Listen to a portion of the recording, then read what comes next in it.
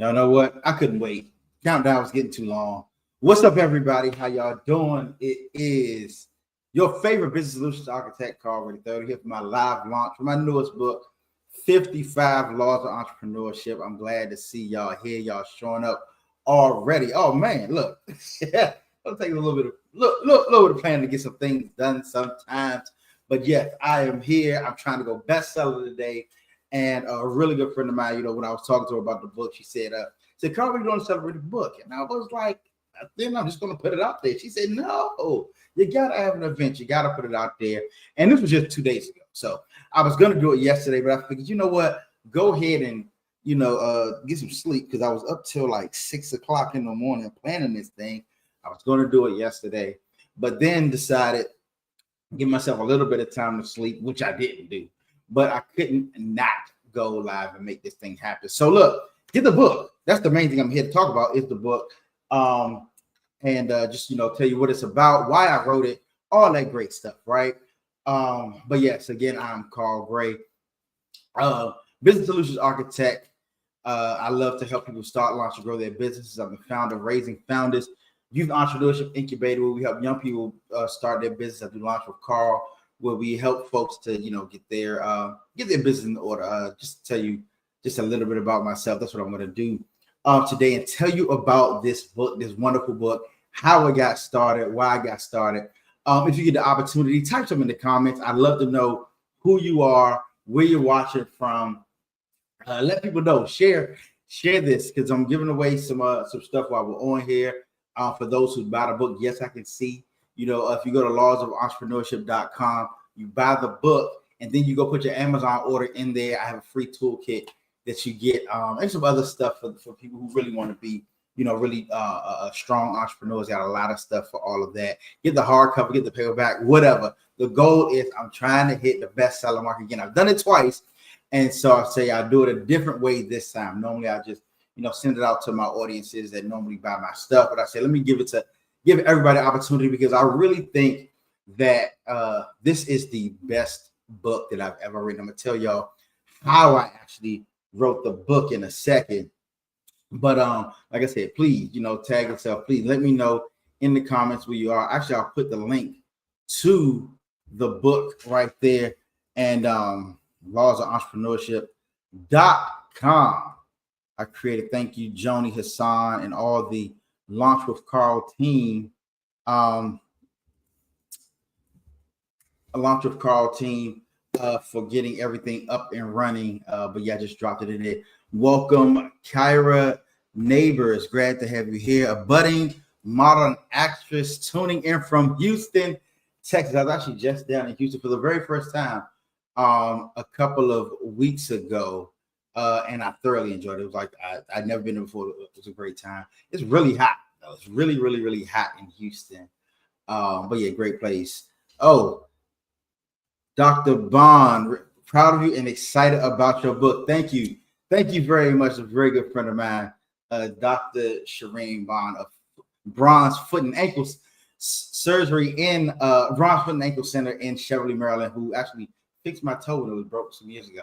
Or fractured or whatever. I can walk, so she did a great job. So yes, thank you so much, Dr. Bond.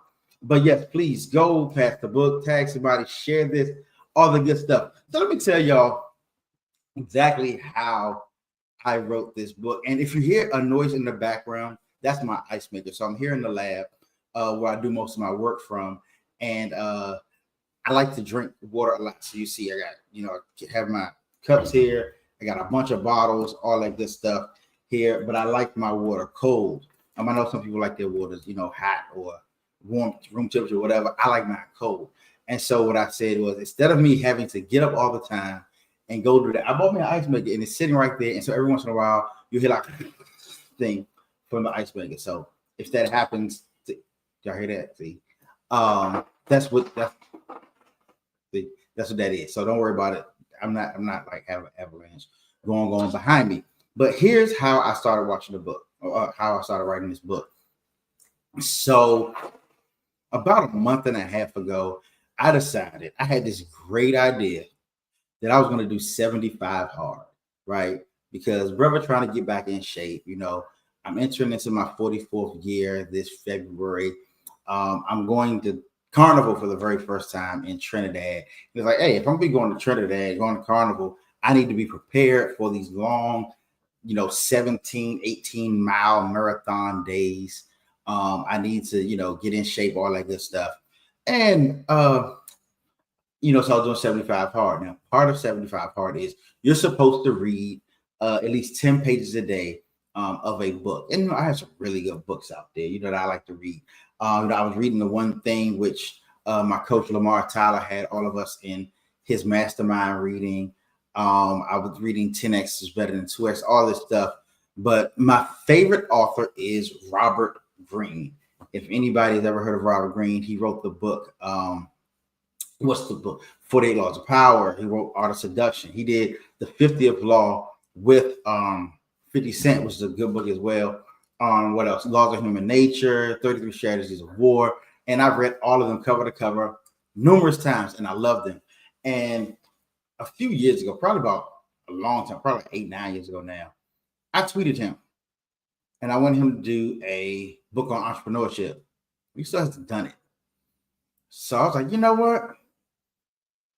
Instead of trying to write the book, read the book, maybe I should write the book that I want to read, right? And so that's what I decided to do. I decided that I was going to write the book that I wanted to read. Now, here's the thing. I'm a full-time entrepreneur. I'm an entrepreneur's entrepreneur. Like, I help other entrepreneurs. So that means I can't sit down like I normally would, like an author normally would, and just get to writing, right? Doing a bunch of research, a bunch of writing. But again, since I've been reading business books for, how old am I, 43? So at least 30 years now, right? I've been put on to a lot of people. Like, my mother got me an autographed version of Zig Ziglar's autobiography. So, and that's when I was in college.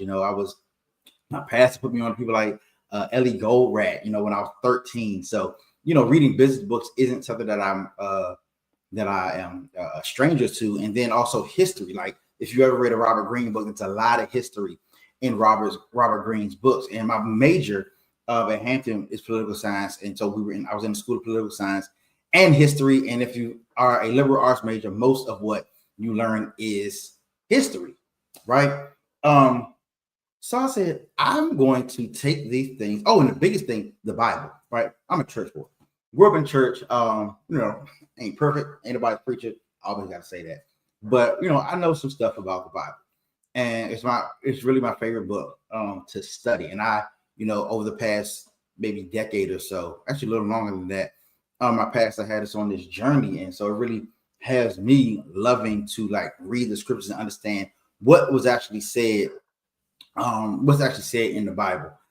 So what I decided to do was take all of that knowledge, plus this wonderful advent of modern technology that we like to call artificial intelligence. And I know there's some authors out there like, don't use AI to write a book.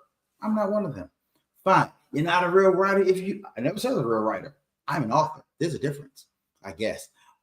Maybe it is, maybe it isn't. But I'm an author, not just a writer. My goal is to get the story out. And what would have taken me probably 2, 3, 4 years doing full time really took me about a month and a half to push through. So I didn't do 75 hard. I'm just let y'all know that right now. I stopped that joint after 2 weeks because I kept having to start over. Okay, so no. I was like, so this ain't going. Nah, champ. So I was trying to do 75 hard, and I could never finish all the water. Bruh, let me tell you something. Trying to drink 128 gallons of water ounces of water in one day is very, very difficult. Plus, I was like, I want to write the book, not read the book. So I just changed everything. Now, mind you, I've still lost about 15, 16 pounds, which I'm very proud of, But I'm like, I'm going to do this the way I'm going to do it. I eat a lot healthier, so I'm cooking every day and all that. But then it's like, I'm going to write this book. I'm going to write this book. I'm going to write this book. And I said, so not only am I going to write this book, I'm going to write it well. So I started coming up with these laws, right? What are the things that I think are very important in business? Now, one thing I will tell you, in this book, there are 55 laws that I wrote down. And then once I published it, I was like, dang, I should have put that in. So expect to get something new, something great, especially if you join the momentum engine, which I'm going to talk about later on. But right, yo, I got something stuck in my teeth right now. I don't know. But anyway, but yeah, so I ended up going in and I started writing down laws, things that I thought will work. And I said, okay, so how do I tell these stories? So I think about how Robert Greene did it. And, he would do like a modern anchor, a historic anchor. And, oh, that's what also we're going to tell you. If you go to the website right now, buy the book, right? Get the toolkit. You can also get the ebook. So you don't have to wait for it to show up, right? I don't know how long Amazon Prime says it's going to take. Then you get the hardback, it can get there. Pause. If you get the hardcover, you can get it by Monday. If you do paperback, you can get it by Saturday. But I had to do it. Sorry. But get the hardback. Get the hardcover because it's good to go on your thing. Oh wait, are my laws applicable to non? Hold on, here's a question. Look, I love questions from Kyra Neighbors, who is the budding model and actress tuning in from Houston, Texas. Are your laws applicable to non-traditional businesses and content creators? Yes. Actually, there's an entire law in there that is written about a content creator that I know, a really good one. Her name is Kiera Sade, and she's actually my content creation coach. Don't judge her based on my content. I just gotta get better, but she's really, really good at it. But yes, about turning your story, who you are, putting things out there. She's really great on part of her community as well. But yes, the laws are very applicable to that. It's about, especially when we talk about telling stories. So you got Kiera Sade's in there. Look at her laughing. She's there. Hey, and we call her Shmoney. Hey, Shmoney, I want you to jump on. I'm gonna send you the link, so I want you to jump on. So get ready. I'm gonna send that to you. We're gonna talk a little bit about you and your story since you're in the book, right? So between her, Andy Henriquez, who he's in the book as well, master storyteller. I'll actually be at his Story of the Prophet live next week. So that's part of what I was talking about, how I wrote the book. It's not just historic, it's also modern. Because the laws, you need to see how they are applied today with modern practitioners as well, which is what makes my book a bit different from a Robert Greene book, in that I pull from, modern people who are doing it now with today's technology, from, your Myron Goldens, your Les Browns. Yes, I even talk about Elon Musk. I talk about Lamar Tyler, Bill Gates, folks who are, who are doing it, entrepreneurship well now, following these laws, even creating how the laws are, and all that good stuff. So yeah, so that's how I decided to write it. So what I do is I start off with a biblical anchor in every last one of them, because as my pastor taught me, she says, that, there pretty much everything that you can find in a business, everything that you find successful in a business has a biblical principle behind it. So I put a biblical principle in every chapter. So and you see an example of even how they do it. And Shmoney, I'm trying to remember how to send you the link. So okay, I'm about to do it now.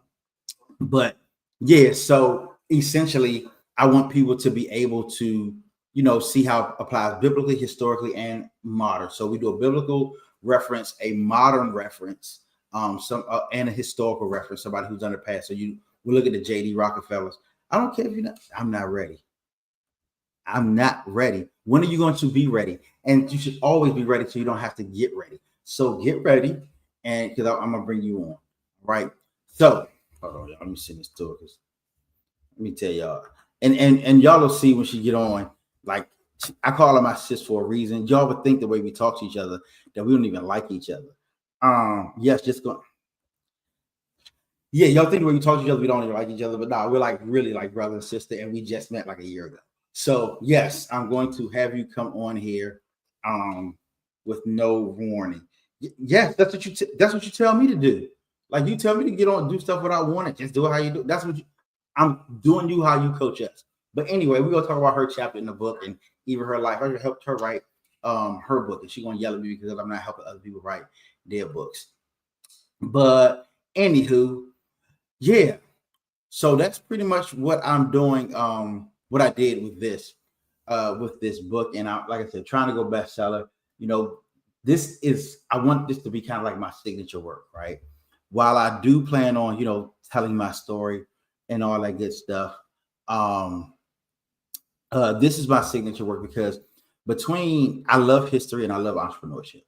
I love business. If anybody knows, I've been in consulting for a minute.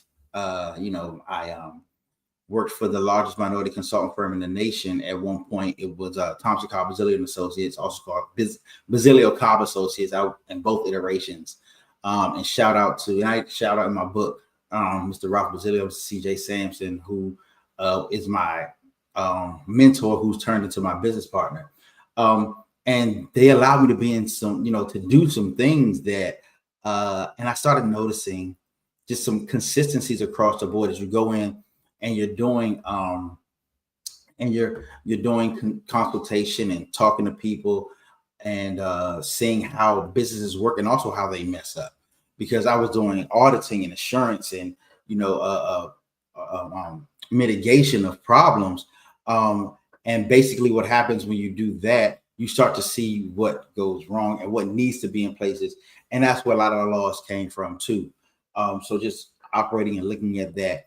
And as you can see at the bottom, I got some of them scrolling at the bottom where you can see exactly how it is. But the most important thing you can do right now is go to www.lawsofentrepreneurship.com and get the book. Like, that's the main reason I'm doing this. This is a launch party. See, launch party, mindset, money, influence, focus, all those things. So I want y'all to do that as well. And please react. Let me know where y'all tuning in from, all the good stuff, what you do. Oh, wait. All right. Here we go. Is there additional guidance available to help apply these laws for new entrepreneurs? I haven't read it, but I imagine it might feel like I'm drinking from a water hose and would love some help slowing things down and actually applying the principles. I tell you, Carl, you read my mind. Yes, there is. And I guess I can talk about it right now. It's what I like to call the momentum engine. The momentum engine is it's a community that is about applying the laws and getting work done in business. One thing that I have learned about entrepreneurs in business, even myself, is that we have great ideas all the time, and we want to get them done. And what happens is we end up letting our ideas drive us instead of momentum driving us, right? Instead of focus driving us, instead of being singly focused. As I mentioned before, my coach, Lamar Tyler, had his entire community. Let me duck real quick, come right back. Reading this book, The One Thing, right? The One Thing by Gary Keller. I shout out Gary Keller in the book too. But it's really about focus, right? And that's what that you really want to be able to focus.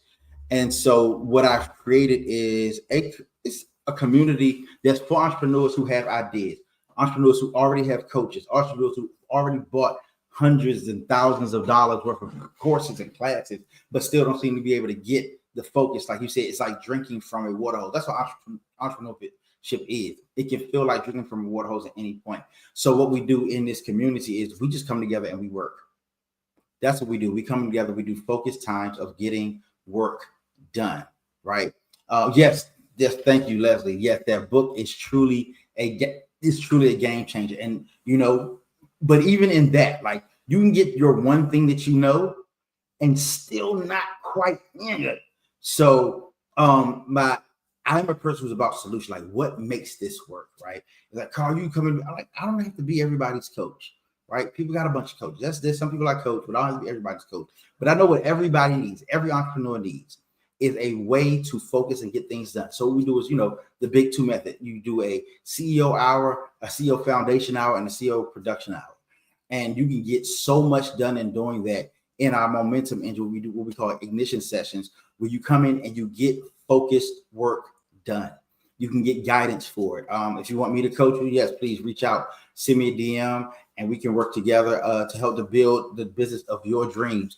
My team comes with, you get coaching from me. My team also knows how to build the infrastructure around it. I've been doing funnels since 2006, so 19 years. I was with Infusionsoft before it made all the jumps to where it is now as Keep. And we use different, we're basically platform agnostic to help people. Oh yeah, and shout out to my man Pudge, my best friend, my brother Joshua Power. I like that number 55. Yeah, Junior Seau. You know how it is. You know what I'm saying? Yeah, number 55.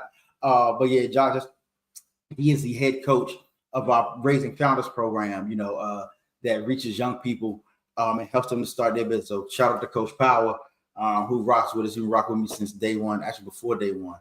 You know what I'm saying? We've been best friends for, I would say, like, 30 years. It's probably been 30 years, because before that, we had some growing to do. Lord. hey.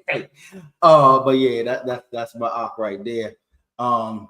He said we used to live drinking from water hose as youngins.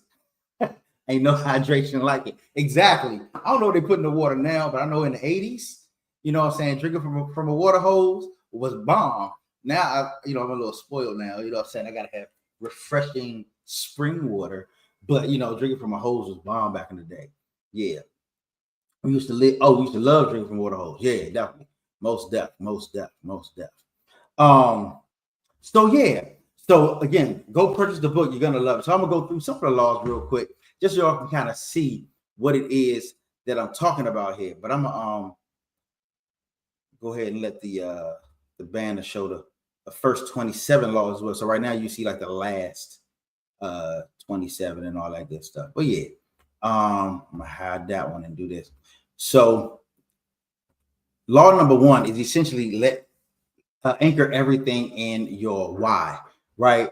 Because a lot of times we can forget why we are doing what we're doing. We forget our business, the point of our business, the things that we want to do with it. So that's a law, that you never forget what your why is. I'm not gonna spoil the book for you, but I will at least let you know what the chapters are, what we're talking about, and why they matter. We got law number 2. It's rule the mind, rule the market. And in there, I talk, I actually mentioned a good brother of mine, brother Jamal Valaire, who is a mindset coach who really helps you to, helps people to dig out of the stuff that holds them back. Because if you ever start a business, a lot of times in the midst of you growing your business and doing what you believe you're called to do, things pop up in your mind, right? And they mess you up. They start to hold you back. They cause you to doubt yourself, to doubt your calling, and even to fall into old habits. And so once you're able to rule the mind, you can rule the market, right? But if that mind is holding you back, you can't. Then the third chapter is master the money mindset, or the money will master you. And in there, I use the good sis Toyin Crandall, who I've met, and she has a wonderful story on how she works. And she has a young, I think Maranatha is probably 9 years old now, an amazing daughter, Maranatha, who is really good in business at 9 years old, has a best-selling book as well. But if you have ever heard Toyin speak, she really talks about mindset, having a godly mindset towards money. That way you can, he'll open the windows of heaven and pour you out a blessing where you will not have room enough to receive it. So y'all know about the scriptures and stuff. But like, if you ever heard Toyin talk and speak and even look at her works, she's one who coaches people on really having a mindset to be able to draw the money that you want. And so that money doesn't master you once you actually get it. Yeah, so that's, so we're going through, I'm not gonna go through the whole, all of the chapters, but I just really want you to understand the type of stuff that in there. We talk about monetizing your message, not necessarily how, but why it's important that, that when you get up and talk, you don't just talk, you do it in a way that sells. Remember, these are laws of entrepreneurship. Everybody has to tell a story. Everybody has to have a message. It's not a, if you build it, they will come situation. Remember, y'all, that was a movie. If you build it, that's not true. You know how many people built businesses and no one came? It's because they weren't monetizing the message. They weren't putting it out there so people understood who they were and what they're doing. So, I know, a lot of times we've basically, taken colloquialisms and platitudes and made them laws. One of the things I'm doing in this book is trying to break that stuff down and say, what are the actual laws that matter? We talk about mastering the mundane, right? Mastering the mundane is probably one of the hardest things for most entrepreneurs to do. When I was talking to Shmoney earlier this week, Kara, where are you? Get on, hurry up soon. But she yelled at me because I was talking about how I'm building out the momentum engine, and she said, "That's what's wrong with your entrepreneurs. Y'all always trying to get something out. You're always trying to outsource as soon as you start something," which is true, And she said, "Y'all entrepreneurs," like she's not one. But anyway, but you want to master the mundane parts of your business. Number one, you want to understand what goes into them, so that when you have a staff, or whether you hire a entry level management, mid level, whatever it is, that you have the people who they can come and talk to you, and you can talk to them about what it is that you expect from them. Oh, we got another comment. Congrats, this is awesome. Thank you so much, Zarina Elamine. So, y'all, I need to talk to you very soon, Zarina. Zarina helps families preserve their legacy through telling a story. And I don't know how if you all have noticed, but in 2025, everything's digital, right? Everything is digital. Like, most of y'all gonna buy my book, but read the ebook, right? Or wait for hey, you got an audiobook coming out. Yeah, I'm trying to figure out how to do the audiobook thing now. But I'll probably use some type of I'll use some type of AI to read that whole thing. But what Zarina does is, and Zarina, if you could put your the link on how people can reach you. She helps people to put the family history into a real book. It's a book and probably some other ways as well, but it's really about preserving the history, which for some people that's a part of your why, going back to law one. But I definitely reach out to her on doing that to make sure you preserve your family's history, the lineage, the great things that you've done, because a lot of times our families have done things that we didn't even know that they've done. And if we don't know, how are we going to expect the next generation to know, right? I mean, if you look in the scripture, as a matter of fact, this might end up being, one of the new laws that's got to come out later. But it talks about a generation that knew not God under Moshe. And the reason they did that because they weren't properly preserving and passing on the lineage and the legacy. So shout out to Zarina for what you do in doing that. But yes, so where was I? Like I said, I like to shout people out who are doing great things. I love putting on my fellow entrepreneurs, right? So if I see somebody doing something, if I see you pop up, I'm going to shout you out and what you do, because that's just how I do. But yeah, what else do we talk about here? Like I said, monetizing the message, turning attention into assets, which is what I want Shmoney to come on and talk about. In here we talk about never outshine the master until it's time. Never outshine the master is one of those things. It's really knowing how to properly be taught, how to properly be coached, how to follow when you need to follow, and learn what you need to learn when you need to learn it. That you don't have to say everything all the time until you're in the right position. Oftentimes you learn, okay, specific example, and this is not even in the book, but it's in there. Yeshua, our Savior, right? When he was just a kid, he had parents, Mary and Joseph. Yes, we know his real father's God and all that good stuff, but he was given to Mary and Joseph, but he couldn't outshine them first. Remember when they couldn't find him, and then he was in the temple, and he said, they were like, where were you? He said, don't you know I had to be about my father's business? Now, mind you, one would think that at that point he could do what he wanted to do. But no, the scripture says after that he operated in obedience to them until it was his time. right? Because even at one point when he was talking, like, it's not my time yet. It's not my time to shine yet. So you want to learn that. So, if you're working for somebody, working with somebody, being coached by somebody, it doesn't mean just because you may know something they don't know, or you can do something that they can't do, that you automatically jump out there and do it until it's your time to shine, right? Once you get your time to shine, you better shine bright. But you do not want to shine bright at the wrong time. One thing I did do in this book that Robert Greene didn't do in any of his books. Got one up on you, Rob, in case you're watching this.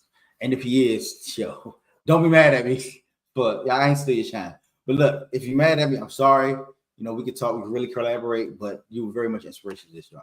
But y'all know I like wrestling, right? Anybody knows me, grew up watching wrestling. I still do actually work with some people who are in the wrestling industry. Shout out to my well, I call him Unc Stevie Ray of Harlem Heat, Vince Russo. I'll actually be on a podcast with them today at 4 p.m. Eastern on his Patreon. We talk about social economic issues, even though they're wrestlers and all that stuff. But I have a whole addendum in the middle of the book that is basically a case study on how these laws, specific laws, and how they get implemented. They got implemented in the Monday Night War. So if anybody was around during the Attitude Era when WCW versus Harlem Heat, man. Hold on. Harlem Heat, Hey, Lawrence, let me tell you. So actually, Steve, I don't know, Stevie might be watching. You can tag him, but I might have tagged him in the comments. But Stevie Ray, when I tell you that man is smart, bro. Like, he's the entrepreneur himself. He's politically active, very social. Like his knowledge of history is dope. He's a conspiracy theorist, like every black man probably is in most cases. But also, if you ask him anything about like music history, he knows it. Him and I actually did an episode where I brought my father on. My father, is a musician, and he talked about like his time with George Clinton and Sly Stone and all them, and they sitting there talking, and they was like, "Okay, Carl, you ain't got to talk," because I was born in '82, so I know anything about that.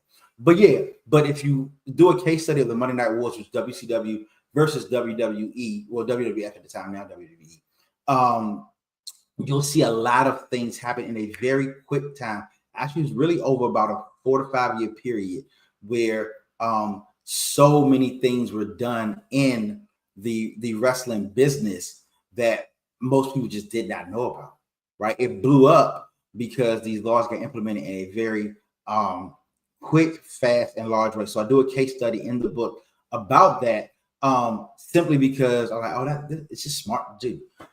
It's smart to do, and it's a really, really eye-opening thing to do. And let me check to see if we're on the bestseller list yet. I always got to check, you know what I'm saying? I know it's pretty early, but I'm gonna do it now. If we're on the list yet, we are not yet. So that means go buy the book. You might have got a text from me earlier and all that stuff, and all that good stuff. But so anyway, yes, but please go buy the book right now, Laws of Entrepreneurship. I want to get on within the next couple of days and all that good stuff. But I do an entire series in the book on that, so you can kind of see how I wrote those chapters a bit differently, just telling a story based on, again, my research of doing it. So going back to even how I wrote the book, I've read all of Robert Greene's books, so I was kind of taking his style in writing it, of course, with the help of ChatGPT. And I'm not ashamed to say it. When Amazon was like, "Hey, did you use AI to write this?" I said, "I sure did, a whole lot," because research is a lot easier now than it was back in the day. I'm not using Encyclopedia Britannica when I can actually look it up and, of course, verify the information as well. And I got a disclaimer in the book that everything is accurate as of the time that I wrote it, but things change all the time. So just going through, getting the laws, finding out people who, implemented it in a way that was easily, where's the link to buy the book? Okay, I dropped right here, bro. The link to buy the book. Nope, I didn't mean to put that there. Delete the comment. Sorry. But the link to buy the book is www.lawsofentrepreneurship.com. Lawsofentrepreneurship.com. if you can see that there, good brother Doyle Cheddick, who is a CPA. So if you need your taxes done, please holler at that brother right there. Like I said, I'm going to shout people out. Matter of fact, Lawrence too. Lawrence is an AI genius. And I mean automation genius, AI and automation genius. So if you need automation done in your business, please holler at that man. There are a lot of one-off tools that people get, and they work, and they're not bad to do. But if you really want somebody to help you to get something done, specific to your business, that's the brother right there you want to holler at, and make that happen. But yes, I'm going to drop the link one more time in here. It's www.lawsofentrepreneurship.com right there. And maybe it does not post in LinkedIn. So if somebody want to go over LinkedIn and drop it in the comments, I appreciate it. Thank you very much. But yeah, so I went and then I said, okay, so what's the scripture reference? One of the good things I like about, being raised in the ministry like I was in is that, we're taught to read the word for ourselves, which is what I did. And what I do. But what I definitely had to do was look at scripture really, really, really differently, because, not a lot of people can see the entrepreneurial side of it. And even in talking about mastering the mundane, I talked about Joshua and the Battle of Jericho, right? And it talks about consistency in that, because people look at it, they look at Joshua and the Battle of Jericho, and I think they really don't understand the significance of what those people did, right? If you ever heard of that story, please put in the comments why, because it's good for interaction. Keep it a buck, that's why. But most of the time people think that they just walked around Jericho for 7 days, but that's not what the Bible says. It says that they marched, and not only did they marched silently. Now what happens is, when people say, when they talk about the marching piece of it, they think it was so that nobody would complain.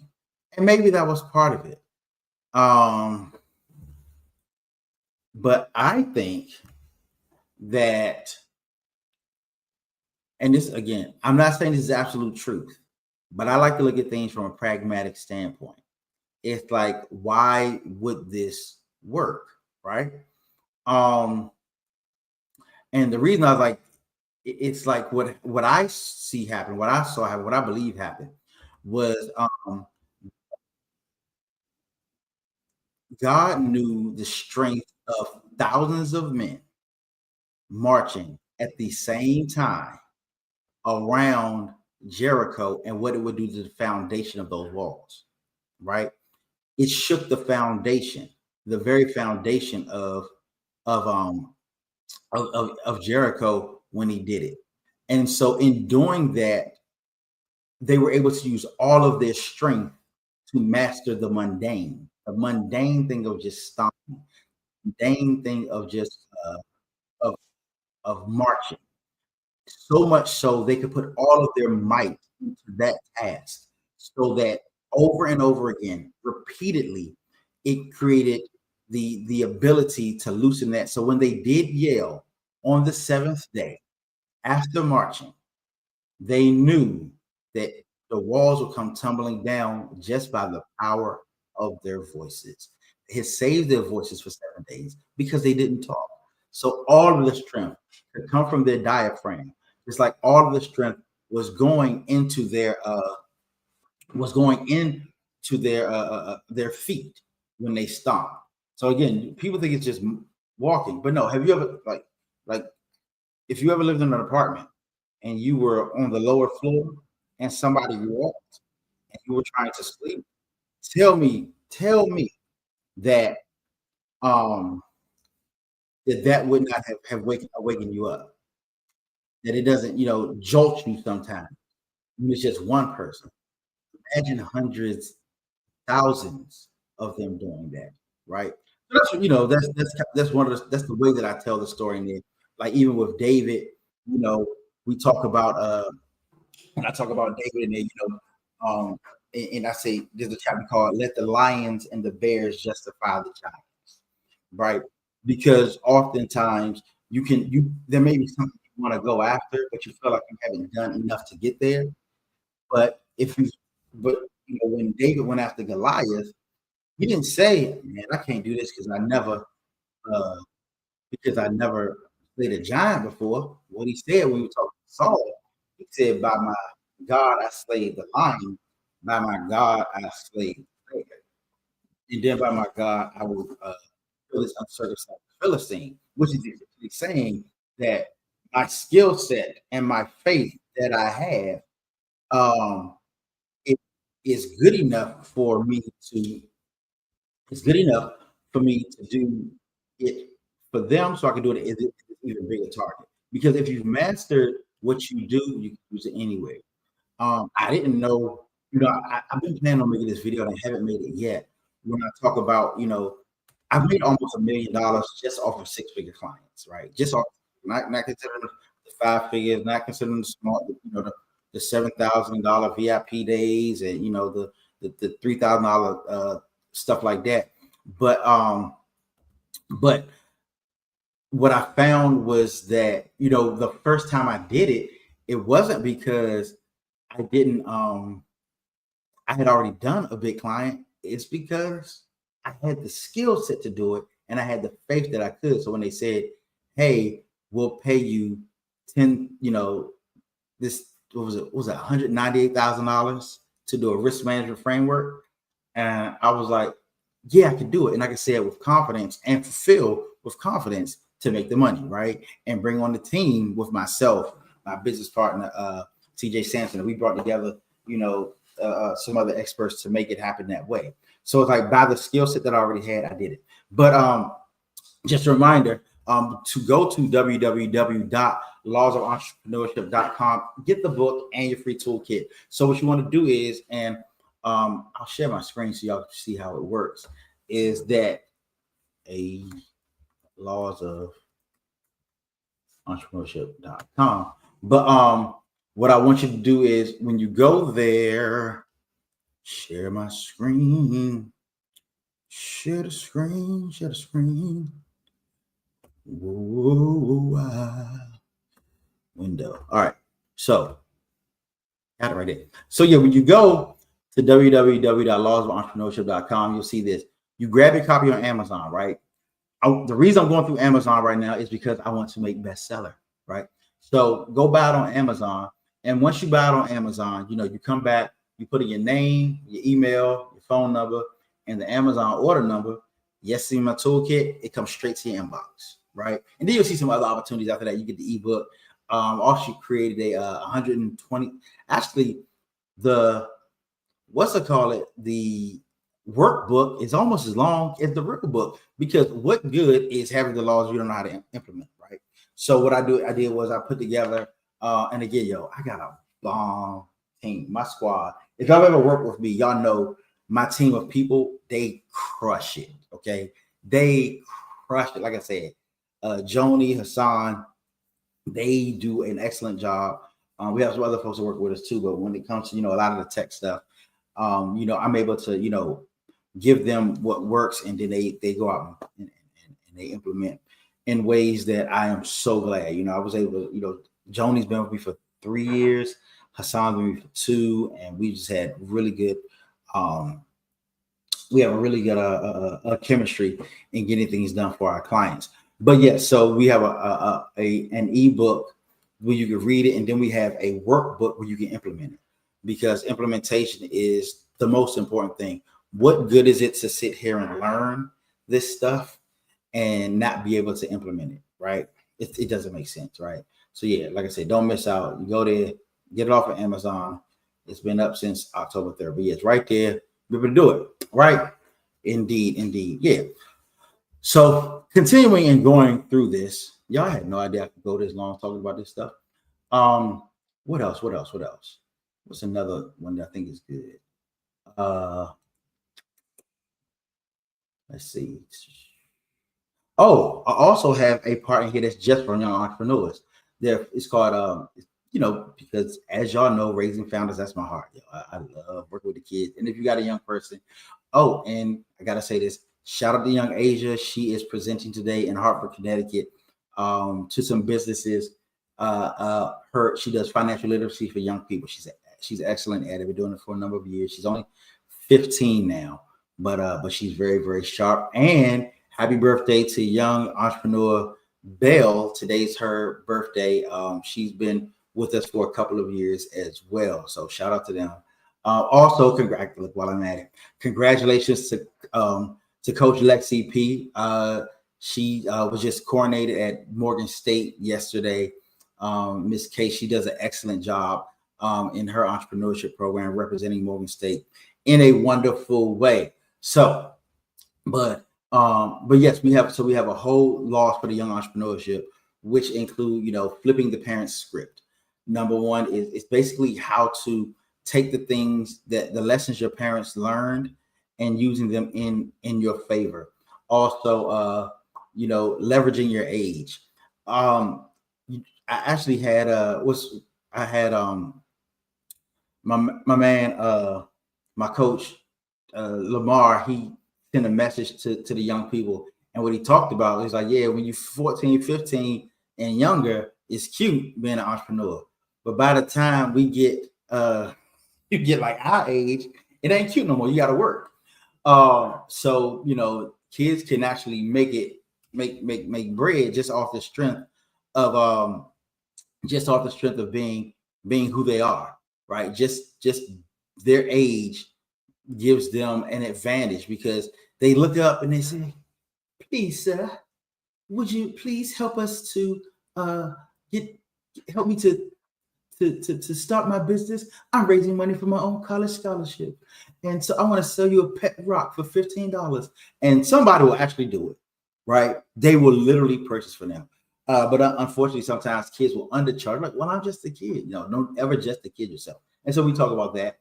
We talk about building with your parents' purse, because, parents will often fund a lot of what the children do. But we also have one of that for adults about leveraging other people's money as well.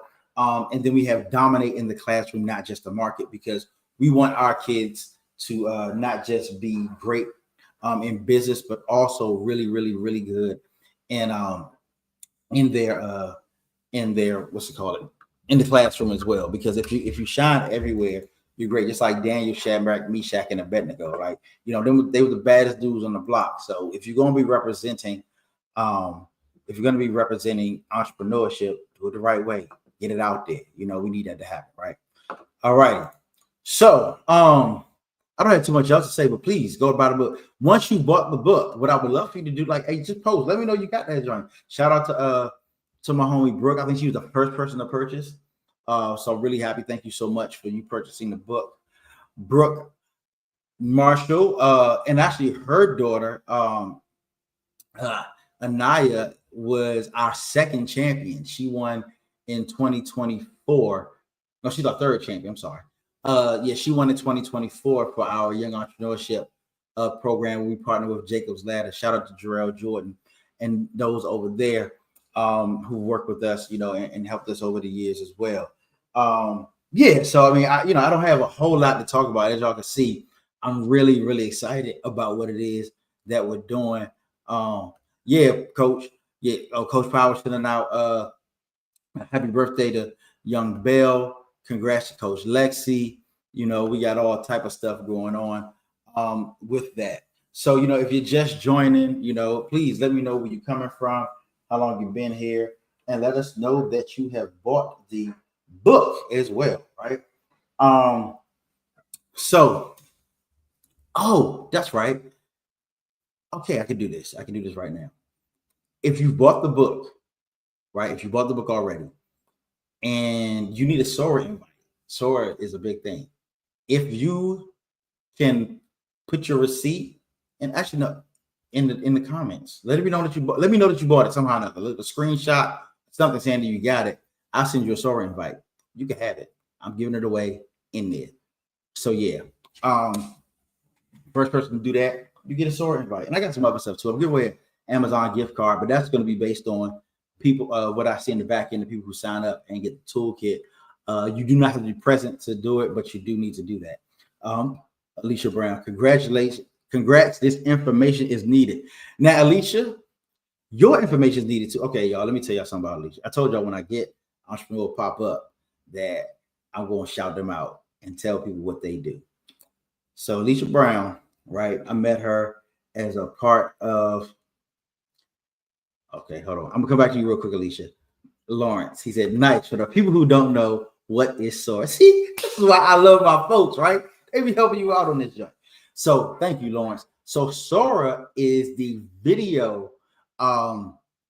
If you've seen these new, really realistic looking videos that people have been putting out, like I know some people had like Tupac in the wrestling ring, right?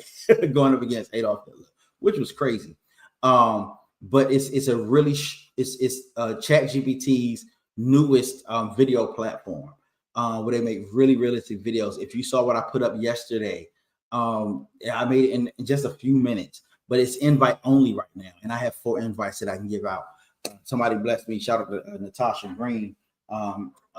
She gave me hers. And so I figured, I could, pass it on. So if anybody, you get the book, you can get that joint.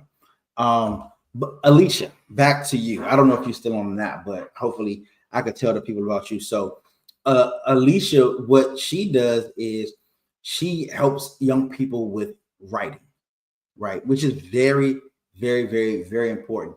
Whether it be scholarship letters, just be, essays, just learning how to write and write effectively. And she has a whole methodology that she has methodology she's developed herself. Yes, she used other programs, things like that, but because of her years experience, even doing it with her own young people, she's helping them to write and write well. So if you have a young person, I don't care how old they are, reach out to Alicia. She's right there in the comments. Alicia, if you could drop your link, I'll put that up there as well. Like I said, I'm not shy about promoting my people.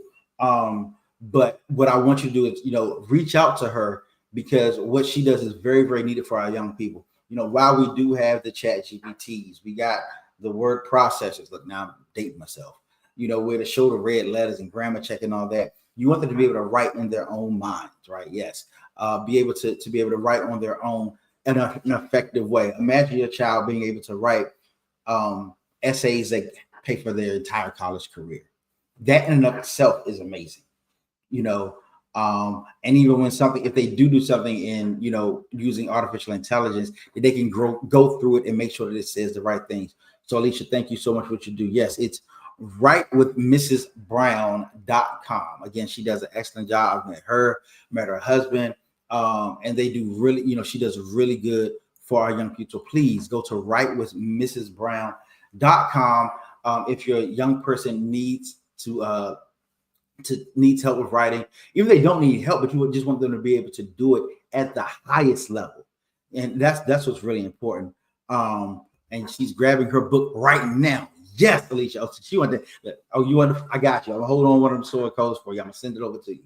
But go to writewithmrsbrown.com, because imagine your child being able to write at the highest level. She said, you want an autograph?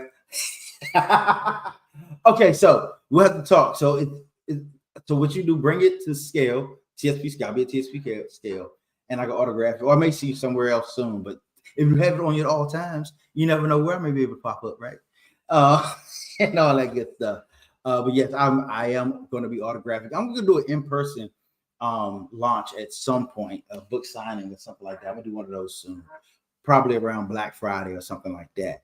But yes, indeed. So yes, please reach out to them. So my man Dante, congrats, G.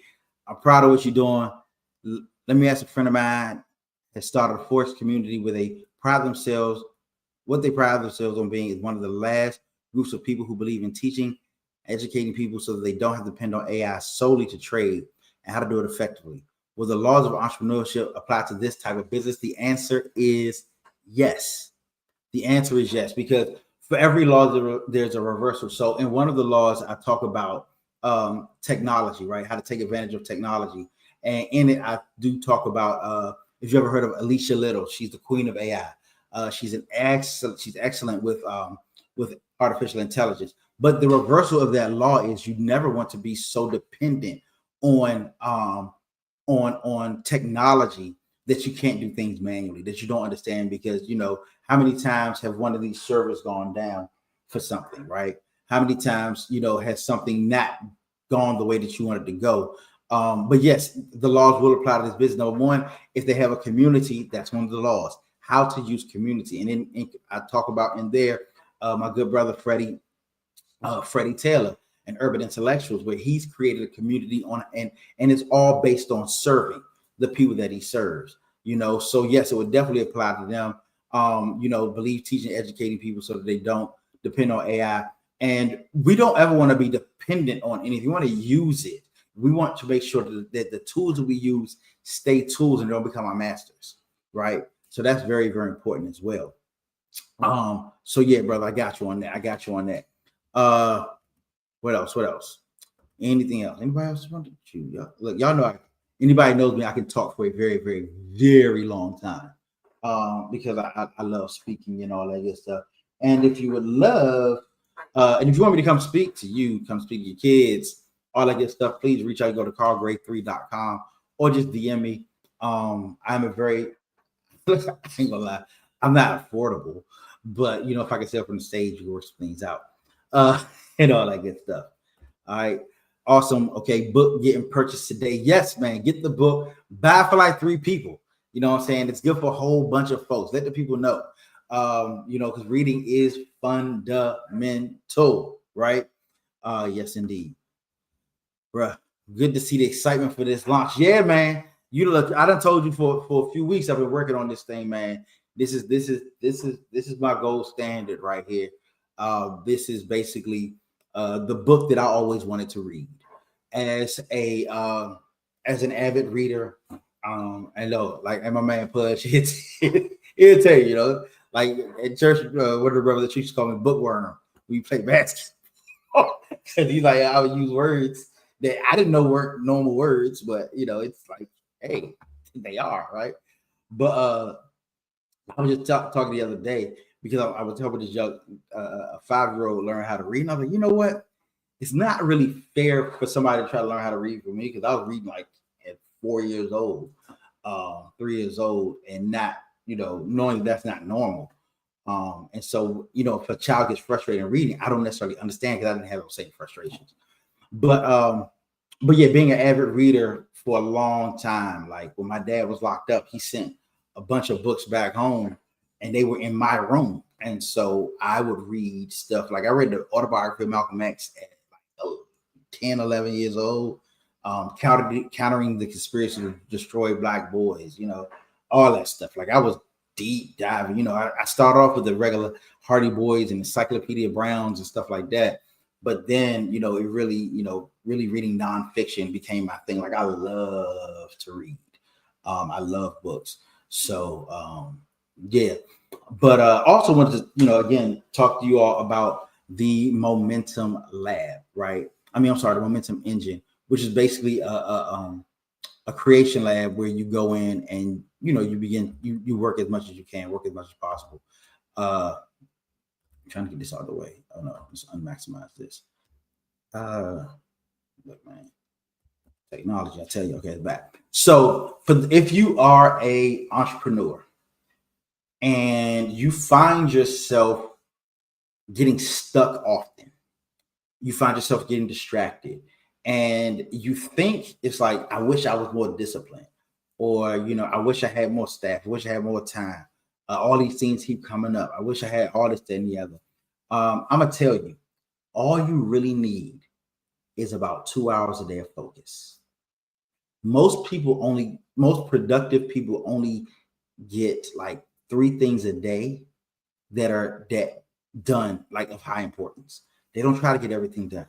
Matter of fact, I'm gonna pull this up because since we're talking about it real quick,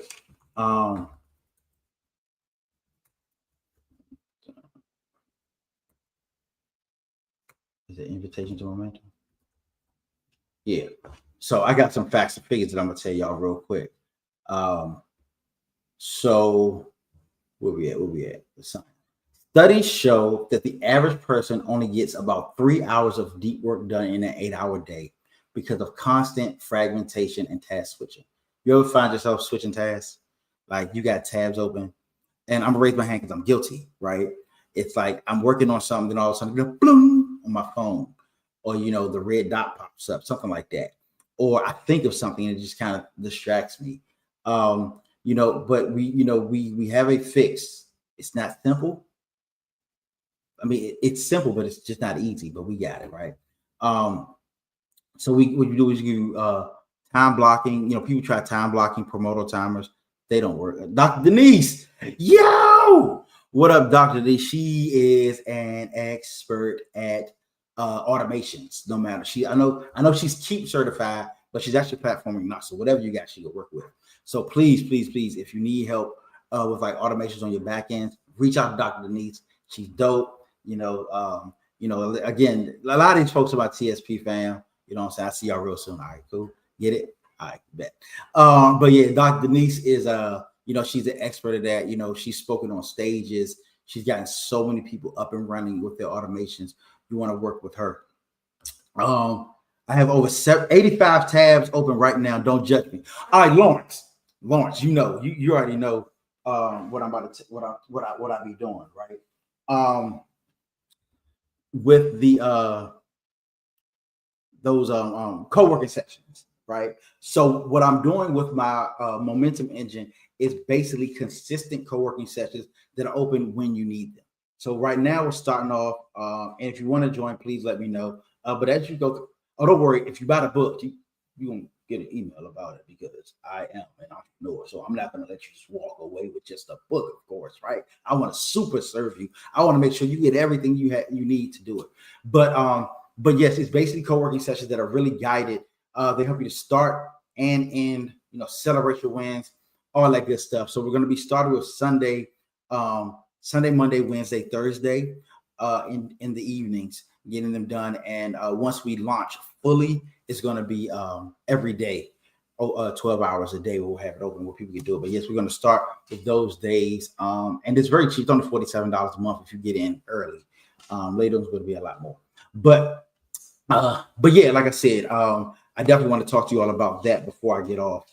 For those who want to do that, I actually have launched it with the pilot group, and one of my clients, Veronica King, she said she's gotten more done in 3 weeks in those than she did in the entire year prior, right? So I just let you know that's how well it works. And the reason that I did it, I'm doing it because it worked for me. It's like it's my version of Hooked on Phonics for business, especially like going to the gym. You don't work out all day every day unless you're like Junior or Kelly or like or Brandon. But yeah, you just get the good strong time in, and that it keeps your body working for the rest of the day. So but yeah, so that's pretty much the science about it. Most people don't get everything done the way that they want to. It's my dad calling. I'm talking. Hold on. I'm talking. Hey, Dad, let me call you back. I'm live. I'm live. Let me call you back.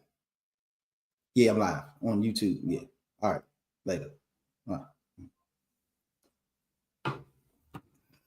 right. The joys of being live, right? You gotta, what I'm saying, and that's pops, Chances are my mother gonna call me at some point too, right? It's just what happens, that's what we do. But yeah, man. Yeah, I'm not. Oh, and first of all, I can't judge you. I don't know how many tabs I have open, but not only got tabs, I got windows open, bro. I got whole separate profiles, so I couldn't even actually right now count them because I have them on this computer. I have a separate profile on this computer opened up, and I have open on this computer over here, and on this one over here. So if anybody knows, I have like 5 computers open, almost at all times, because I've been in, it's just a habit since my days of hacking, having a bunch of computers running at the same time. And I think I'm a multitasker, but nobody's a multitasker, which is why we have the momentum engine. Like I said, if you read the book, The One Thing, it will drastically help you to understand what that is. But again, if you're here, don't forget, visit www.lawsofentrepreneurship.com and get your book and your free toolkit. Shmoney, hurry up. I'm about to get off, but I need you to get on this thing. So yeah. But let me see any other comments that I missed. Make sure I ain't missed no comments. All right. But yes, this book is for the entrepreneur, whether you're first starting off or you've been in forever. We talk about leaving a legacy behind. You know, I shout out the great Les Brown, who I am boosted that I'm actually going to be able to meet the great Les Brown again. But this time it's going to be like on purpose. So let me tell you how I met Les Brown the first time. This was 2023.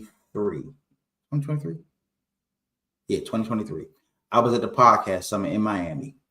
And I'm down in the lobby. Everybody's in the lobby just chilling. And all of a sudden, out of the corner of my eye, I see maybe Bounds, baby boy, coming down the escalator, elevator, one of them.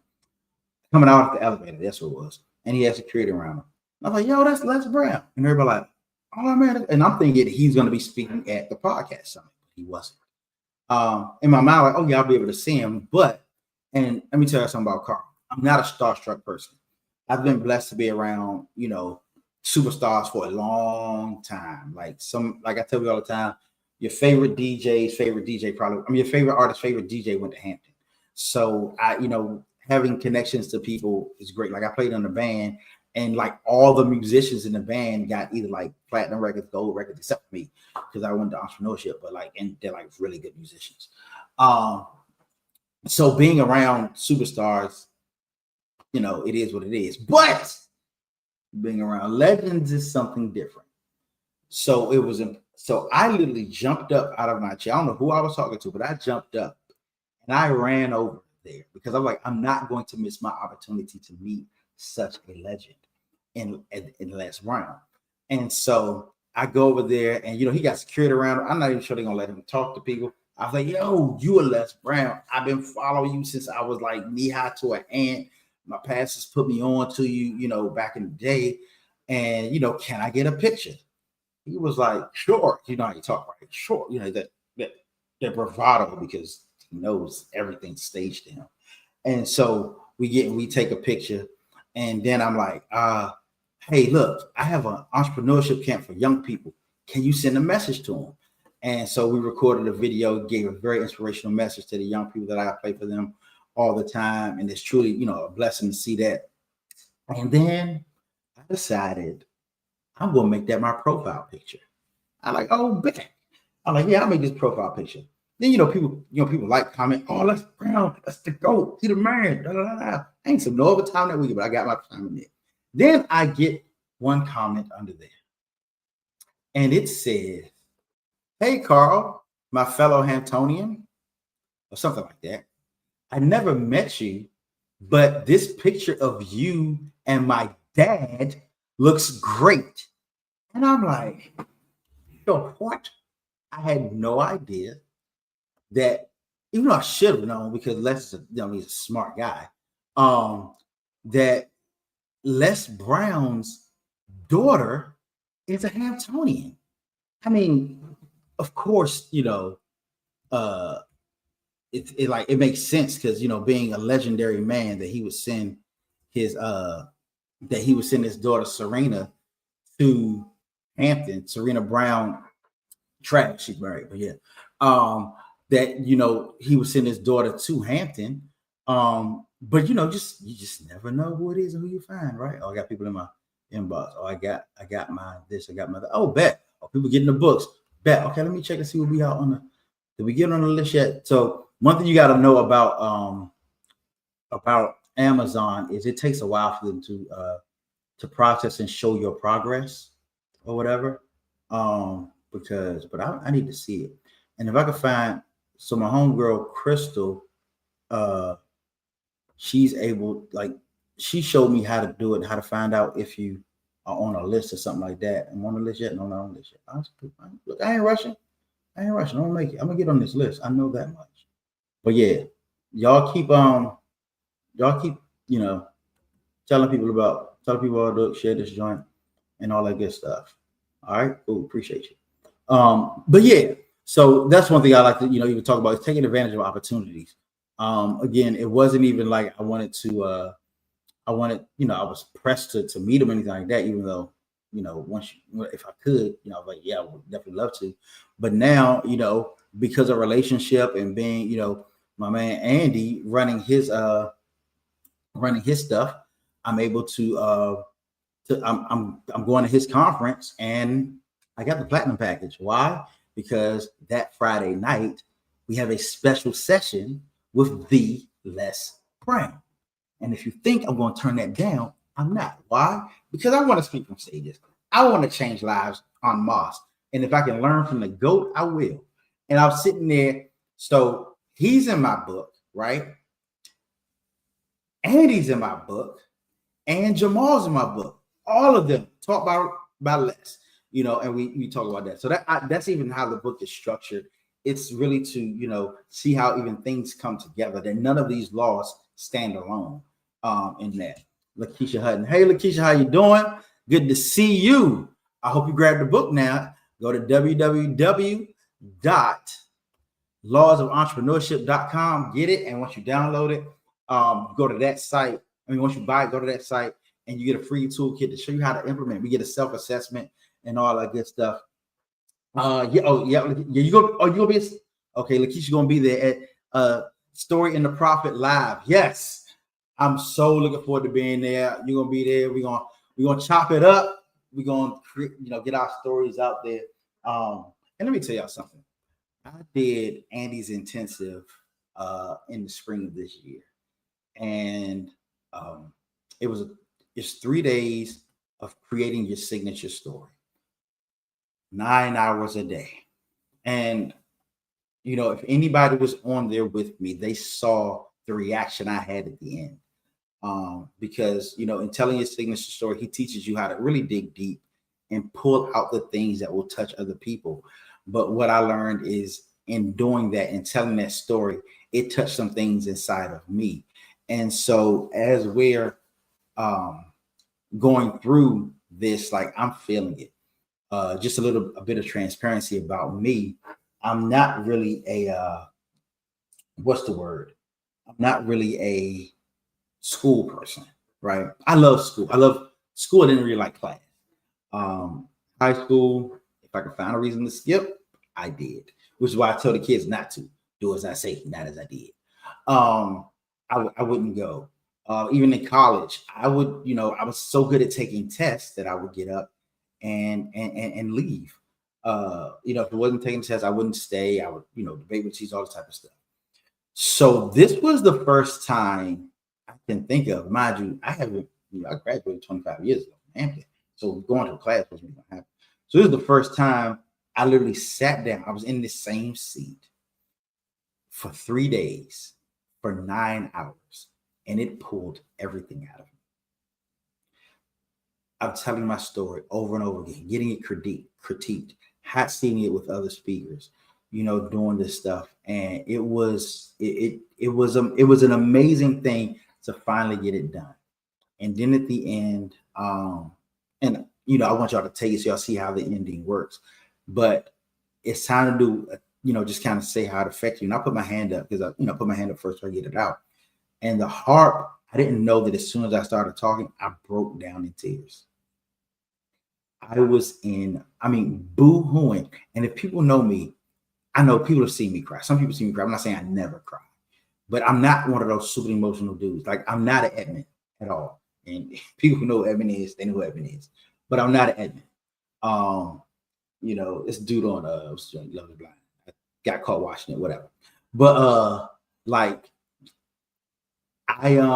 was bawling out tears. It wasn't no snot, but it was a lot of tears going on.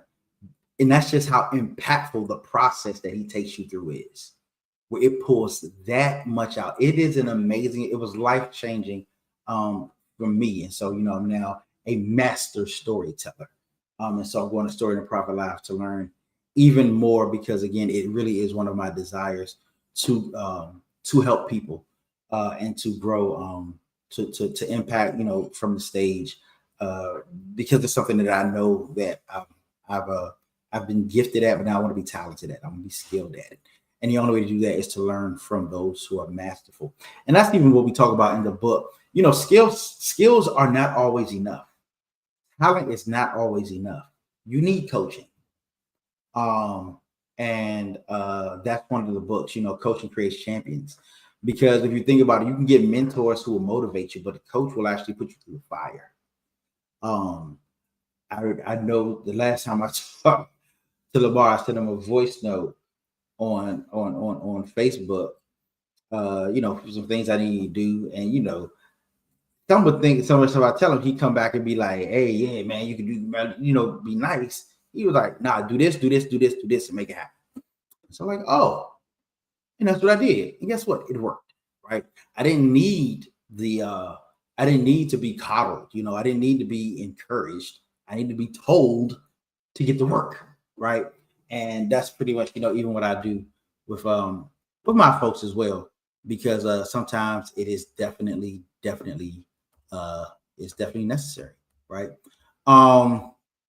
Speaking of which, so let's see, anybody got anything else to say? Let me check the comments real quick on everything. What did she say? Yes, we did it together. It was amazing. Yes, it definitely was, Lakeisha. It definitely was. So like I said, I'm looking forward to seeing you down there.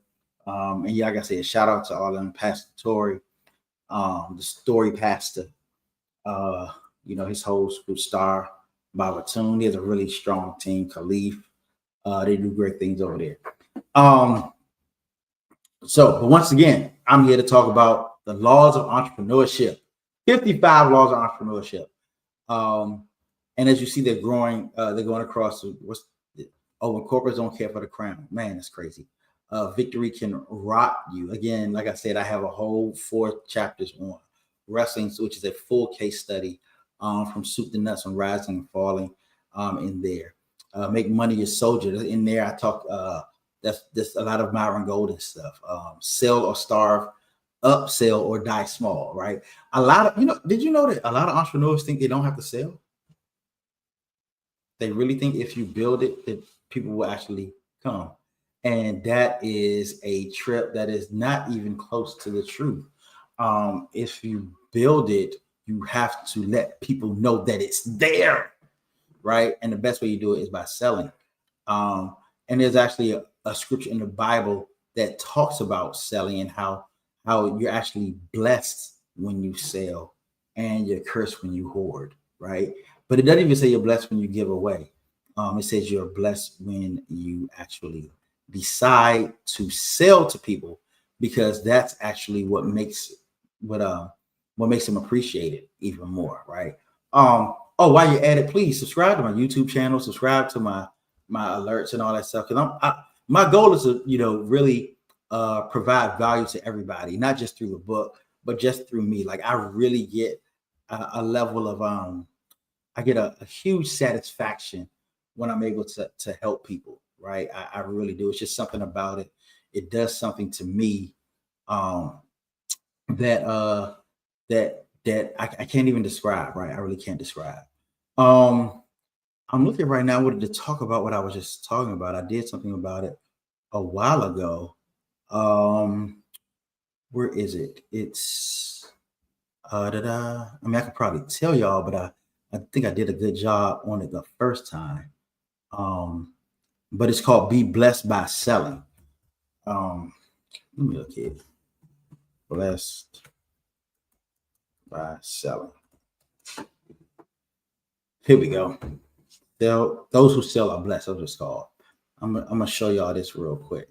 So it's not that long, but it'll give me a chance to get some water and use the restroom. I ain't gonna lie, so I'm really doing keep it a buck with y'all.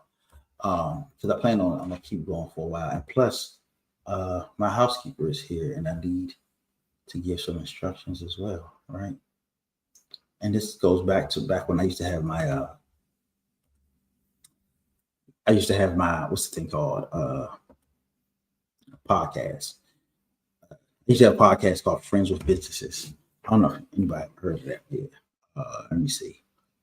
Let's see. Stop that one. Present invite.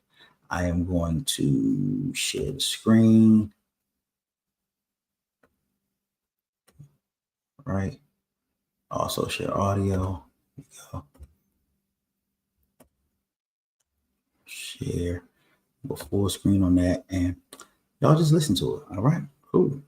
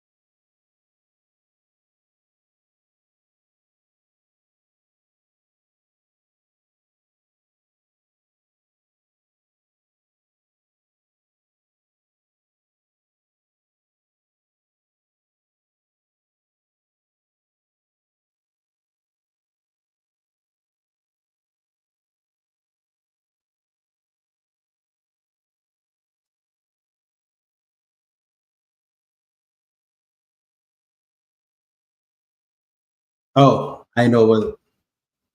Yeah. Okay. So I just learned that it wasn't sharing the sound. That's my bad. Hold on. Oh, I know what.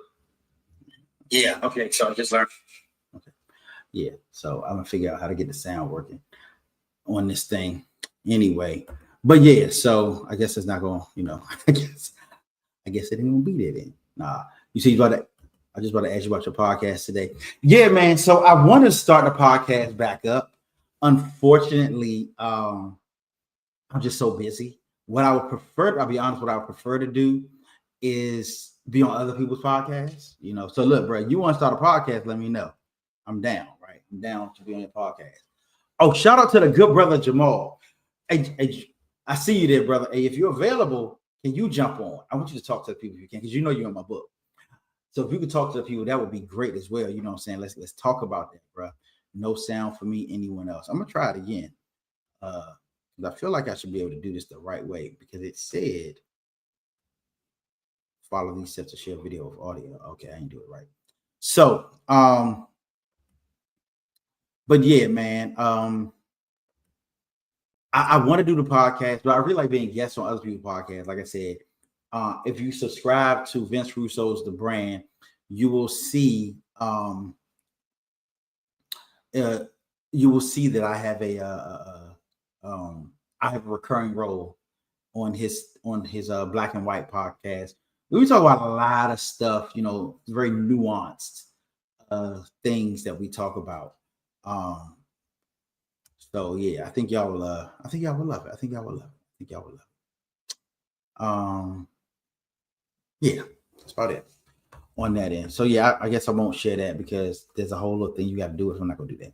But anyway, I want y'all to fully understand what it is that that will help you in your in your desires to become an entrepreneur. Again, that is my entire goal. That's what I love to do. Because from what I've understood and what I've learned, master these laws so that at any point you can implement them. So there's a section on how to read the book. You can read it like a regular book if you want to. And I do recommend doing that the first time. But then, just as you would a Robert Greene book, go back and refer as is necessary, right? I talk about when I talk about never outshine the master, like I talk about one of my heroes, Malcolm X, and how he didn't understand not outshining the master, right? I talk about that kind of stuff again, and that's really what it's about to me, to us, is understanding when to implement the laws. The law of inertia, the law of gravity. While it's always there, you have to learn how to use it in your favor. If you think about it, like, oh, I know about the law of gravity. Okay, theory of relativity equals mc squared. Okay, Pythagorean theorem. Why do they matter? I mean, some things I still don't understand why I know why a squared plus b squared equals c squared. I don't know why that matters, but I know that it's true. It's a theorem. It means it's been proven, but it has not been proven as absolute. It just has not been proven wrong yet, because there may be some numbers where a squared plus b squared doesn't equal c squared. But okay, yeah, that's random facts, just random facts. This is Jeopardy. But yeah, so but I think that's it, y'all. Anybody have any questions, comments, concerns, metaphysical speculations? I've been on for about an hour and a half with this. I'm probably gonna do this again once I get my hair done tomorrow. But what's important to me was that I get this done, get it out. I am grateful again, like I said, to being encouraged to do this, because it's not always something that you think about, right? You just don't always think about it. Like putting something out there. I was just gonna send it out to my list. I still haven't sent it out to my email list and all that. But if you have a business, reach out to me. I got something for you. That's all I'm gonna say. I got something for you. I got an offer for you. I do. That I think is gonna change your life. It's gonna change your business. It completely changed mine. And I think that you're going to love it. Oh, I got it. Hold on, y'all. Bow. Hold on. It is a blessing to say. Can y'all hear it? Shabbat shalom, y'all. As you all know, I'm a podcaster, but I do, make no bones about that I do honor the Sabbath, for honor Torah. So I don't work on the Shabbat. And so as I'm publishing this on Shabbat, I really wanted to, share something, related to the scripture or the Bible or whatever. And I came across a scripture in Proverbs that talks about selling, and it actually talks about selling as a blessing. It doesn't talk about giving stuff away as a blessing. I know conventional wisdom, oftentimes people are scared to sell. They feel like they're taking advantage of someone. They sell to somebody when they need something or they want something, like everything should just be given away. But we in business, number one, we can't afford to do this because it's our livelihood. But it's good to know that there's a biblical backing for what we do. If you think about Solomon, the richest, wisest man, according to the Bible, who ever lived, he said something about selling that's important. And instead of me just reading, I'm going to go ahead and show it on the screen, right? Because it I think it bears looking at. And so what it says in Proverbs chapter 11, and I'm going to show it right there, Proverbs chapter 11, 24. What it says is, the people will curse him who withholds grain. And it's talking about in this scripture, like if you just read Proverbs chapter 11, it talks a lot about just situations, especially when it comes to business and things of that nature. But in this situation, you can assume, and there's other scriptures to back it up, that it's talking about in the time of famine, when people actually need something, because it's a curse on him who withholds grain, and that grain is something that is even a basic necessity. So for the basic necessity, even more so, things that are luxury or good to haves, it's not good to withhold them, because you create a deficit, you create desperation, and things of that nature. So if you have something, it's good to make it available. But what he didn't say was he should give it away. He didn't say it should just be handed out to whoever wants it whenever they want it, right? But it actually says, I'm gonna go to the next part of the scripture. It says, but if he sells it, blessings will be on his head. And then some scripture says people will bless him. When it talks about something on your head, most of the time it's talking about coming from someone who's directly affected by it. So what it's saying is, in a time when people are in need, if you have what they have, what is in need, of course you should not hoard it. Of course you should not just keep it to yourself, but you should sell it, and they'll bless you for it. And of course, not just blessing you with the money that they give you, but it's a blessing. Like, how many times when you go to a place and you buy something, you tell people thank you.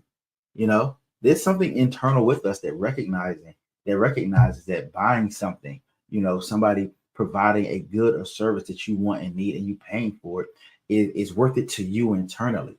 And one thing we as business people have to make sure that we understand is that we're not to take advantage of people. And in Proverbs chapter 11, it actually starts off talking about not taking advantage of people. So this is not what this is about. It's not about jacking up prices or price gouging like it happened before.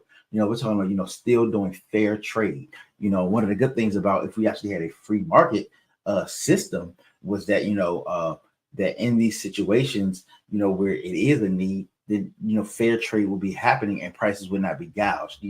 If the people's money go down, and prices naturally go down because of what the market can stand. But that's all economics and things of that nature. I'm really just talking about the scripture right here.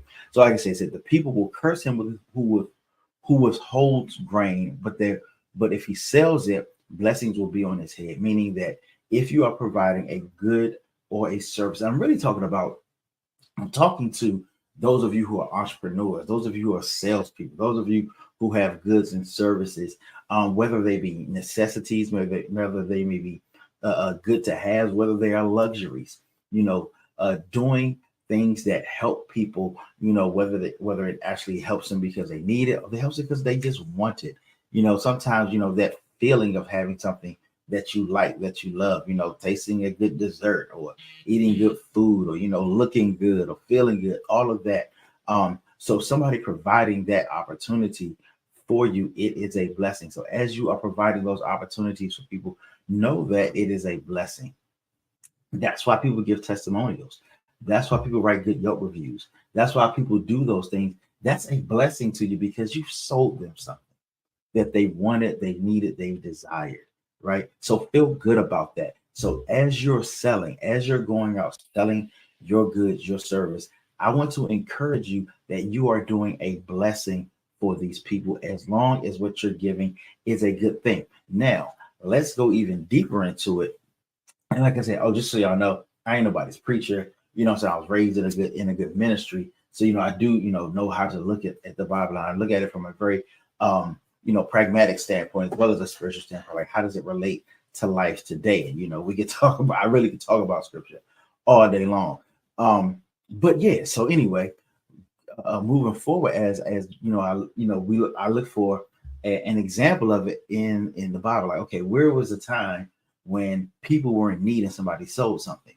I give you one guess. It was in Genesis. And if you go and you look in Genesis and the story of Joseph, remember Joseph. Now I'm gonna give you some background before I should talk about the script, the actual scripture itself in Torah. And I'm not saying that it's a law that you have to sell. I'm not saying Torah says that. There may be somebody, who could, point out in the scripture where it says you must sell. You cannot give away, because I know it is good to give away. So, but that's not what we're talking about right now. But again, if you look at Yosef, Yosef, by all, definitions, there was no J way back then. Won't get to that either. But if you look at Yosef, he was somebody who was raised following the laws, like his grandfather was Moses, right? Great grandfather was, not sorry. You know what? I almost sounded stupid. Maybe you need to edit this part out. That part out. But his great grandfather was Abraham, and Abraham was selected because he would follow God's law. So he was the one, that was raised by God's law, and he lived his life even by prophecy. Like the prophecy, that came in his dreams, about who he would be. So he was one who followed God. He walked uprightly. Even when he was tempted, he did the right thing. So, this is a man that we could probably all agree was a very upstanding citizen, not just an upstanding citizen, but a righteous person. What would he do in the situation where there was a need, where people had needs, where it was rough, it was hard out there, and I mean, even in a situation of famine where there was nothing, what did he do? We know the story. Pharaoh had the dream. Joseph came up, he interpreted the dream, and he gave wisdom. This is what you do. During the 7 years of plenty, you gather up everything, gather the grain, store it up, gather it. It isn't withholding because it's plenty. Everybody can get it. So it's not withholding. You save it for those good, the good years. From the good years, it's when the bad years come. So what did he do when the bad years came? Let's look at what the scripture says, right? Can't make this up, people. Don't try to. So as I click it, I gotta get my mouse there. Bam. Genesis chapter 41. It says, the famine was all over the earth. But then Joseph opened all the storehouses and sold food to the Egyptians, since the famine was severe in the land of Egypt. Moreover, all countries came to Joseph to buy grain because famine was severe throughout the earth. So not only did he sell it to everybody all over the earth, he sold it to the people that were around him, his own people. And he even was selling it to his brothers. But let's not forget that. Yeah, they had a little bit of beef, some stuff went down, had to get past some stuff, but he was still going to sell it to them. Like, let's be real. It was, and you know what? All the people came. They didn't come. All the countries that came here, they didn't come to conquer them.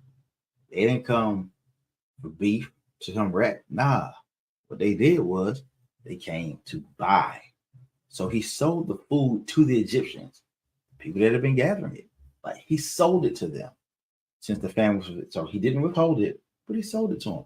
Why do you sell? Why not just give it away? Maybe it's because if you just give it away, people don't appreciate it as much. They figure they can come back any old time. They can be more wasteful with it. All of that type of stuff. One thing about selling is it helps people to understand that, you have to appreciate this because, as long as you have enough to buy and sell, you make sure that you're proportioning it out right and all that, especially if it's something that you need. And of course, we're not talking about just letting people starve. They don't have, like, that's not what I'm talking about. Like, don't read more into what I'm saying than what I'm saying. What I'm saying is what I'm looking at in the scripture, in the first book of the Bible. First time it talks about a famine. The first time it talks about things being scarce. The first time it talks about stuff being hard for people. What was the solution? To sell. Now, again, I'm not talking about price gouging. I'm not talking about lobbying to keep your stores open while other people's are closed. I'm talking about making sure, we stuff is out there. Like, I ain't talking about that. But what I am talking about is in a marketplace when people need something, selling it. How do you think so many small businesses boomed during the COVIDity a few years ago? Like, let's things change. It was, and you know what? People were even selling information that was needed. They had information. They didn't hoard it or keep it for themselves. They started selling information. So many consulting programs, podcasts, all that stuff blowing up because people recognized there was a need, a desire, a want, and it was a good thing to be selling. So that's all I'm saying. I'm just talking about what's in the Bible, like I said. That there's a blessing that comes when you decide that what you have, what you know, what you're good at, you're actually going to sell to the people. You're going to help them out by selling it to them. When I talk about in my programs how we do beta testing and of our products, and we don't give it away because there's a certain amount of appreciation that people have when they pay for something that they don't necessarily have when you give it to them for free. So be blessed by selling. Shabbat shalom, y'all. I'll see y'all Monday. Peace.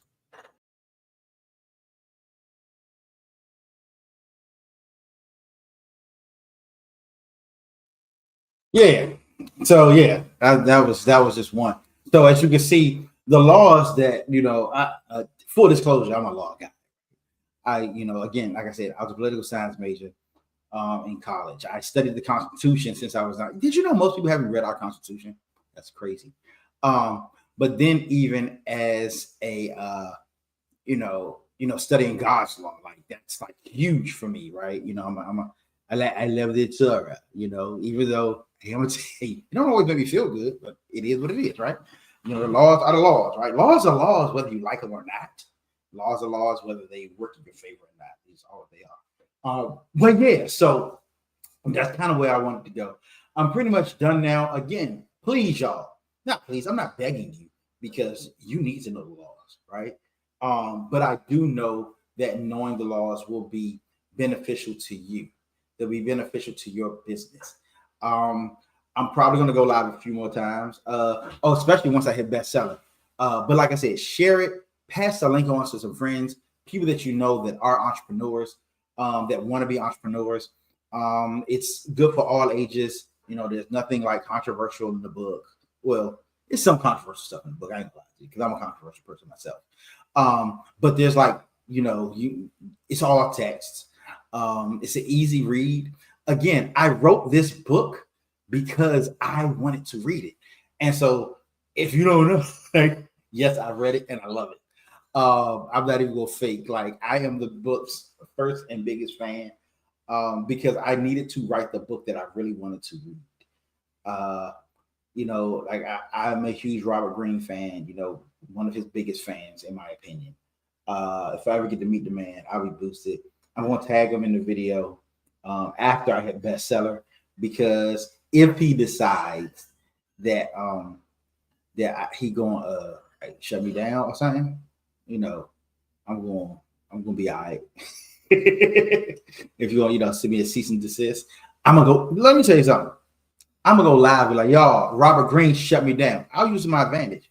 That's another one of the laws. Just like Robert Greene talks about court attention at all costs. Hey, look, we turn that into an asset.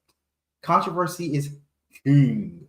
Have you noticed? I'm just gonna talk to y'all about it because I'm gonna show you the laws in practice right now. Irrespective of how you feel about him, right?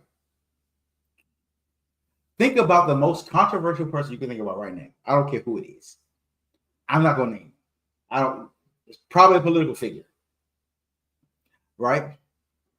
Look at what he's doing or she's doing right now, right? Look, because it could be anybody. It could be a man, it could be a woman, right? But there's probably somebody you think is very controversial. You wish they would just shut up.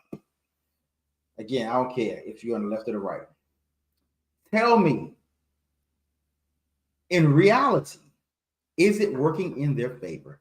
The answer is yes. Just them being loud, just them having people upset with them, just that because it keeps talking. I tell you all the time, if you really want to shut somebody up, ignore them. If you want, good one right here. This is a good one. I want y'all to listen to this right now. Listen to it right now. If you're an entrepreneur, right, and you went live, and if you saw the live and everything was like zero, it was like zero. Nobody showing up, nobody reacting, nobody commenting. You be like, hey, drop where you from. Nobody says anything. Put a one in the chat. Nothing happens, right? What would you do? You would stop. Most entrepreneurs stop going live. They don't create content. I'm talking to myself, not just you, because they don't get the response that they don't get any response. Whether what they want, what they don't want. It shuts them up.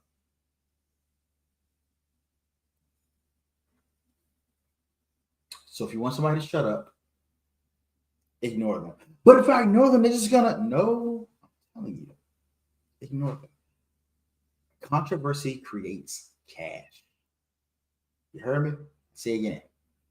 Controversy creates cash. All right. That is why these people that have platforms and you wish somebody would just take their mic away. The reason that they have a mic is because you say take their mic away.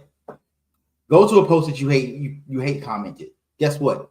the algorithm says somebody's watching it, somebody's reacting to it. Go watch the little what's that joint? Social Dilemma, all that stuff. But anyway, y'all, I'm done. I'm saying, I'm thirsty. I got water to drink. I got to go work out, do my 3 miles for the day. One thing I noticed in looking at that old video, I've lost weight, and I'm proud of myself. And all that good stuff. But again, please pass this along to everybody. Shout it out from the rooftops. Tell a friend, tell an enemy, tell a friend of me. Let's go. Welcome to everybody who came, who saw, who conquered. I love y'all. I love what I do. I hope I can serve you. Again, go get the book.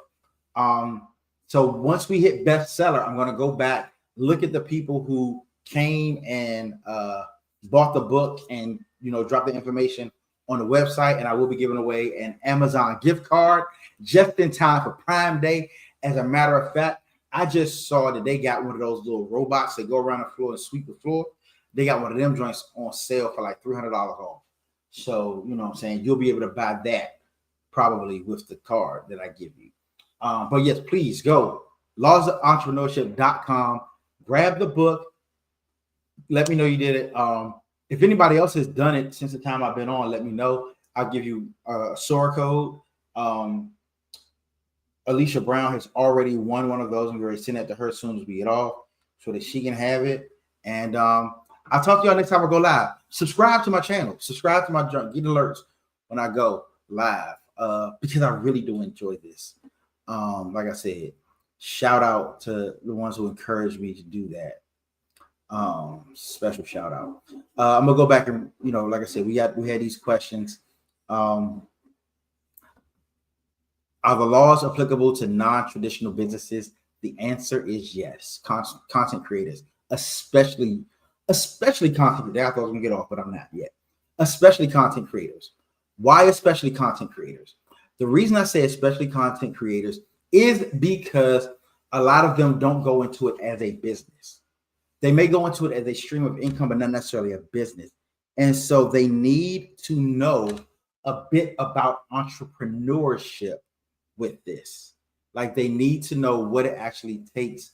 That there are laws involved, the ebbs and flows of business, how to have something on the back end that you're selling, not just, because it's good to just sell your likes, your follows, like I said, they give you the commission off that, but know that they're getting multiples of what they're giving you. So there is something that you can do in there to make more money, right? Because you want to be able to make more money in what it is that you do. So go ahead, read the book. Know that there's something behind the content that you're creating. Have that thing. When I talk about Kiara Sade, who was supposed to be on the live, I'm fussing at her because she hasn't come on yet. So y'all go ahead and tag her. Let her know she should be here. But one of the things she did, she started having 4- and 5-figure days by putting something behind her content. She already had a lot of followers, but she was able to put more behind it because she had a product behind her follower. And that's her right there talking about she wasn't ready earlier. So yes, if you're a content creator, get this book. I'm trying to tell you. All right. What was the other thing? Is there additional guidance available to help apply these laws for new entrepreneurs? I love working with new entrepreneurs, young and old. Like I said, I help students age 12 to 20. I help old people ages 21 to 70 million, right? 50, 100, 45, 47, whatever it is. So because that's kind of I like working with people who are new in business, because there was a time when I was new in business and I love to learn and all that type of stuff, because you really want to apply these principles. But here's the thing. As I was going through, and most of my circle now is entrepreneurs, I've learned that so many ignore the laws. Yes, and in here we do talk about ignorance of the law. What happens when you don't follow it? And what you will see often is that ignorance hurts more than anything. And as you can see, some of those, some of these, they're scrolling across the bottom. But yeah, like I said, that's about it. I'm glad that y'all joined me. If you have any questions, comments, concerns, speculations, please, I'm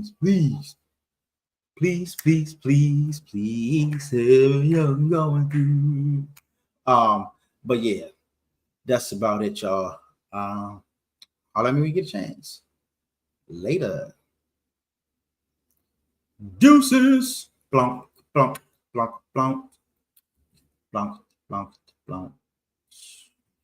Bump, bump, bump, bump,